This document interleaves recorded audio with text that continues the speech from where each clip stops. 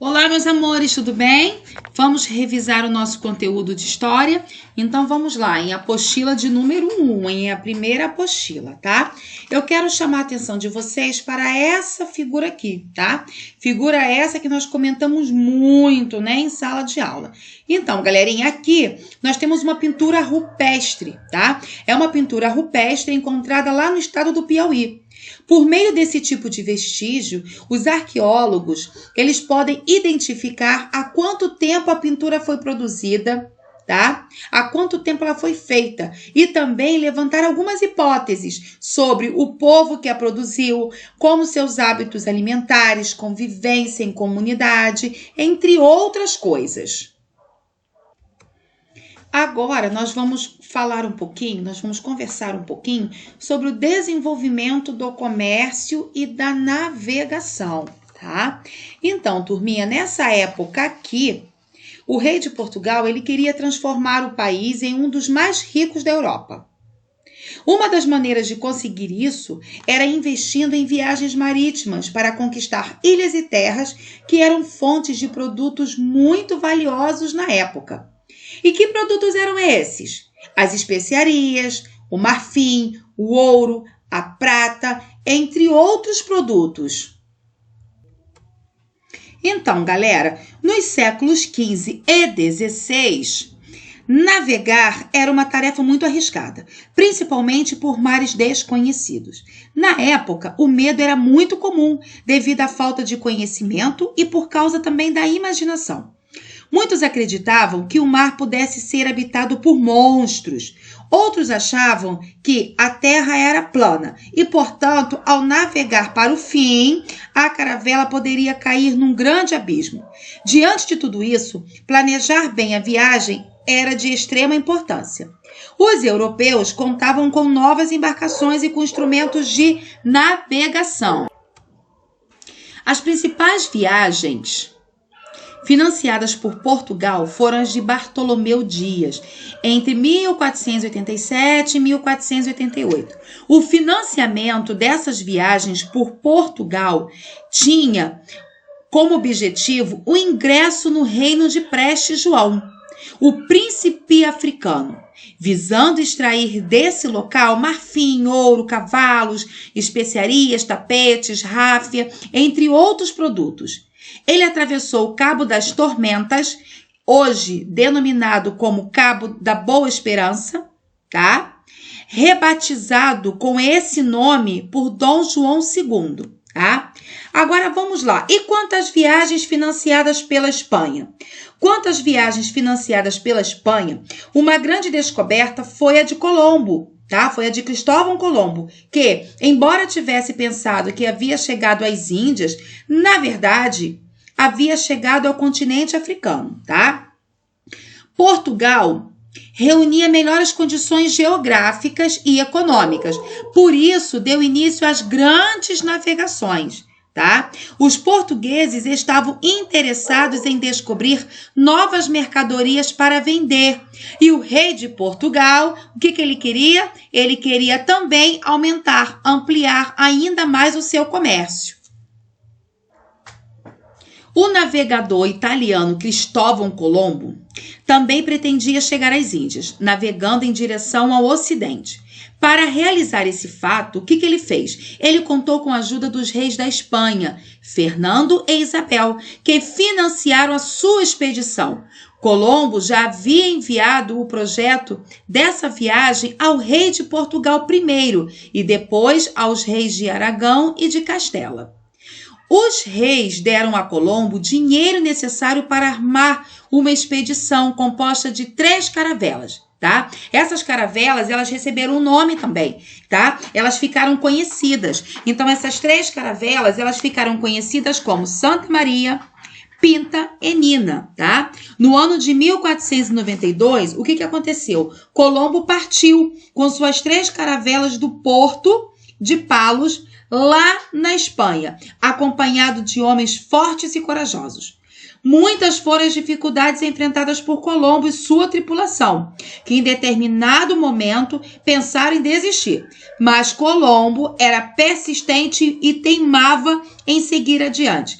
Finalmente, na madrugada do dia 12 de outubro de 1492, da caravela Pinta, foi dado um tiro de canhão, sinal de terra à vista. O que aconteceu? Acabava de ser avistado a ilha de Guanahani, tá? A atual Bahamas. Então, foi aí que Colombo finalmente chegou ao continente americano e tomou posse de terras que encontrou, tá?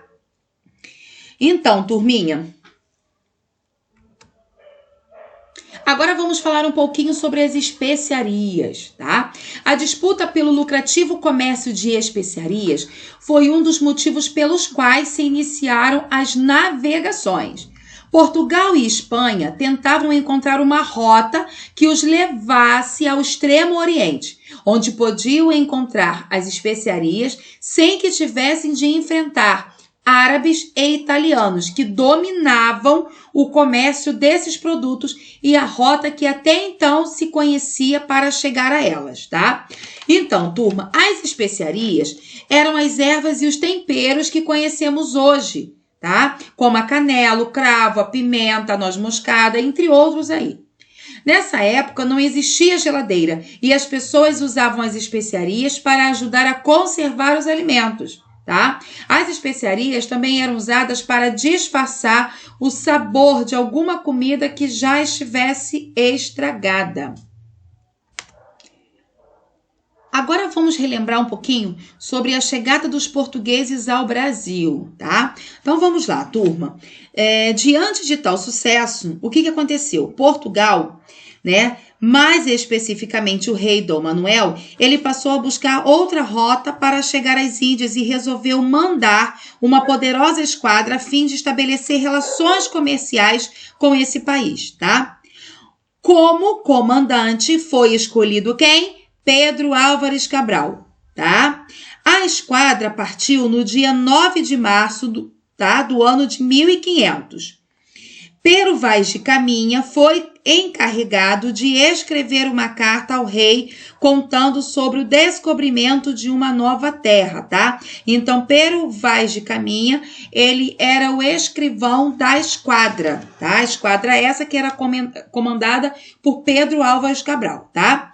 Então, turma, essas viagens eram cheias de riscos e muito difíceis, né, para os tripulantes. Por quê? A comida era escassa, era muito pouca, tá? E de pouca qualidade. Praticamente não tinham conforto. O trabalho era muito pesado e havia o risco de naufragar com as tempestades. Após a segunda missa, o que Cabral fez? Cabral tomou posse da terra em nome de Portugal. No dia seguinte, a esquadra prosseguiu viagem para as Índias.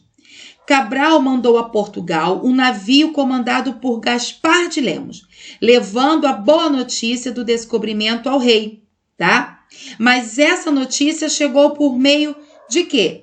Naquela época, eles não tinham a internet, não existia ainda o telefone, muito menos o celular, tá? E essa boa notícia foi dada através de uma carta, por meio de uma carta. Carta essa escrita por Pero Vaz de Caminha, tá? Então, vamos lá. Então, Cabral mandou a Portugal um navio, né? Levando uma boa notícia, tá? Levando a notícia do descobrimento, tá? Levou também amostras de madeira cor de brasa, né? Que madeira era essa? O pau-brasil e algumas aves interessantes da nossa terra, tá? Pensando que se tratava de uma ilha, a tripulação de Cabral nomeou em 1500 as nossas terras de Ilha de Veracruz. Depois, Portugal percebeu que se tratava de um grande território, então passou a chamá-lo de Terra Nova. Isso foi no ano de 1501. A partir daí, vários nomes foram dados às terras descobertas. Terra dos Papagaios, ainda no ano de 1501. Terra de Veracruz, no ano de 1503. Terra de Santa Cruz, ainda no ano de 1503. Terra Santa Cruz do Brasil, nossa, em 1505. Terra do Brasil, em 1505 também. E, finalmente, Brasil, a partir de 1527, por causa da primeira grande riqueza que aqui foi encontrada, que foi o quê? E que viriam a ser bastante explorada, uma árvore chamada pau-brasil. Já os nativos, né, os índios, chamavam a terra de Pindorama, né? Lembrando que quando os portugueses chegaram aqui, né, já tinha gente morando. O nosso país, ele já era habitado. Por quem? Pelos índios, tá? Então, os índios foram os primeiros habitantes do nosso país, tá? E os índios chamavam a nossa terra, tá, de Pindorama, que significa terra das palmeiras em Tupi-Guarani. Bom, turminha, essa foi a nossa revisão, tá? Beijo no seu coração, beijos, beijos e beijos. Um excelente final de semana e segunda-feira estaremos juntinhos de novo, tá? Beijos!